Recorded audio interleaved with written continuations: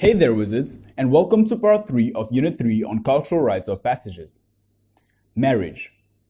In Hinduism, it is the start of a new phase of life, the beginning of a family by leaving behind bachelorhood. Conducted according to specific procedures, it is a holy event and the priest solemnizes the marriage with prayer. Hindu weddings are usually very big and could include a few hundred guests. Now, in more Western countries, they tend to be a little smaller. Every single custom and practice in a wedding ceremony has deep philosophical and spiritual significance. Throughout the world, the Hindus adhere to these sets of rituals and continue the traditions of marriage that is unique amongst those in the world. In traditional sense, the parents arrange the bride for their sons.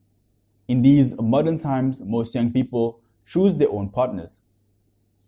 Marriage, in Islam, is called nikah and is a solemn and sacred social contract between bride and groom.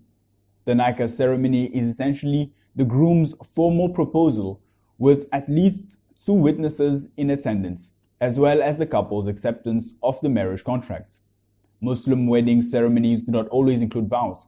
Agreements to the marriage contract during the nikah suffices as agreements by the bride and groom to enter into the marriage. This is often followed by a wedding reception. For Christians, at marriage, conducted by a priest in a church and therefore in the sight of God, the couple says vows which are binding obligations towards each other. Rings are exchanged as a sign of everlasting nature of the vows and the couple's relationship.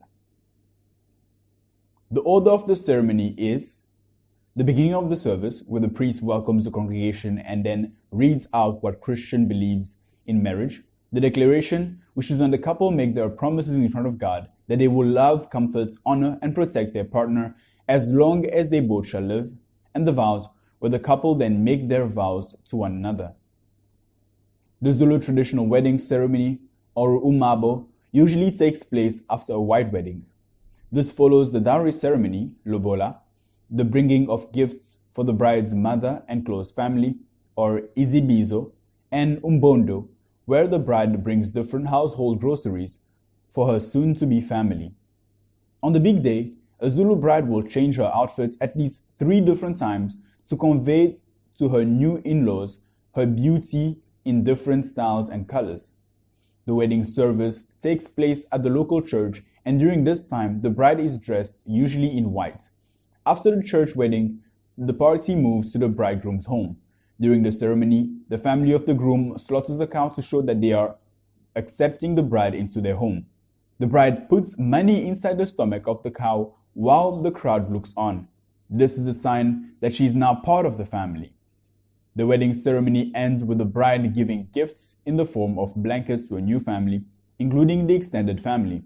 This tradition is called ukwaba. Even the long deceased family members receive gifts and are represented by the living ones. The family cover themselves with blankets in an open area where everybody will see. The spectators cheer, sing, and dance for the family.